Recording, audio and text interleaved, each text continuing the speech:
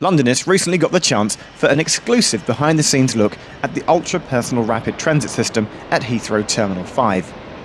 Running since 2011, there are 21 electric pods which carry 4 passengers at a time between the car park and terminal building, and has numerous benefits over a regular bus transfer system. Heathrow has the same problems as any urban environment. It has traffic problems, it has traffic congestion, it has a lack of space, and it has environmental issues. Previously, car park users had to wait for an every 20-minute bus service, which often got stuck in traffic on the perimeter road.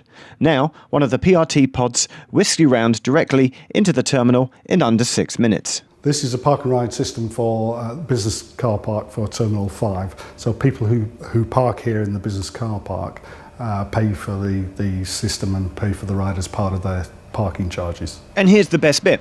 Because the system is paid for by users of the car park, it's actually free, meaning that if you fancy a ride, as we did, well then you just turn up and take one. I want to go back to the airport. You're going to Terminal 5. Is that okay? It's fine. Please let people off the pod before you get in. We were joined by business researcher Richard Isles, who showed us which buttons to press. It's a 2-step process, so it's hitting the closed doors button. And then once that's done, we can press the start button, which again flashes, and you're prompted by the audio. It's just organising the scheduling of our journey now, and once it's done that, we'll be on our way. The pod then set off on its journey. We noted that it was on the right-hand side rather than the left, but it is of course all controlled by computer. It doesn't need human input. It has a central control system that schedules all the vehicle trips. Then each vehicle has its own control unit, which autonomously drives that scheduled journey. However, we have to monitor the system for safety purposes, and in case anything goes wrong, if a vehicle breaks down, then we have to recover the situation. The pods are monitored by a control centre the whole time that the system is running, which lets them see exactly what's going on, and with CCTV in each pod too, to check on the safety of the riders on board. The system can be overridden here, but normally, all of the time, the intelligent software makes sure that pods are in the right place when people need them.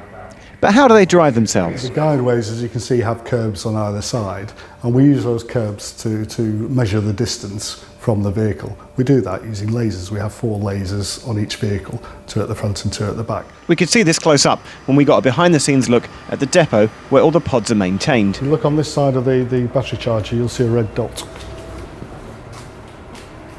And they do run on wheels, not rails as well.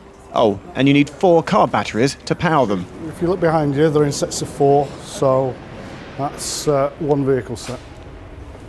Because we use opportunity charging, it means that you just have to replenish enough charge to do 1.7 kilometres. The system even has its own special de-icing unit for use in winter weather, and there are plans perhaps to expand it to other terminals at Heathrow.